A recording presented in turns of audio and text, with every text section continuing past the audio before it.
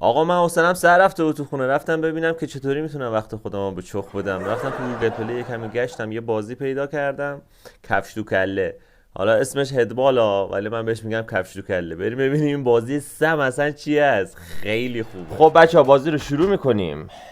اینجا دیدار ام جی و قازقلنگ از شهرستان مالی. یه زیر تاق بزنیم.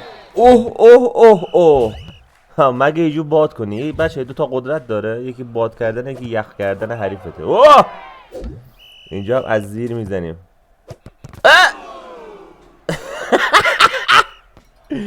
برو بریم بابا، بنازم به این بازی. نزن نزن نزن. یه پرش جانانه و وای خوب گرفت آقا، خوب گرفت. خب یه چیپه بابا، بنازم خودش رو پیدا کرده. یه وای حرکت هایی که میشه خیلی سمه. زیر زیر. اوه بابا نمیخوری. برو برو برو برو. آه بابا این بازه خیلی سمه، اصلا اشتباهی که توش میکنه اصلا عالیه. از زیر بزن از زیر بزن از زیر بزن. آو گولت زدم از بالا میزنم.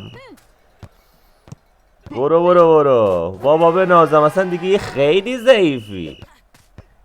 کاش یه یارو قوی تری به ما میخورد. آه بزن. نه آخ چقدر ایجی گلوی خوردم. خب برو ببینم چیکار وقت نبازیم. بابا بابا بابا نه نه نه نه. وای 12 ثانیه مونده. برو. بله ماشاءالله ماشاءالله به ام جی. آها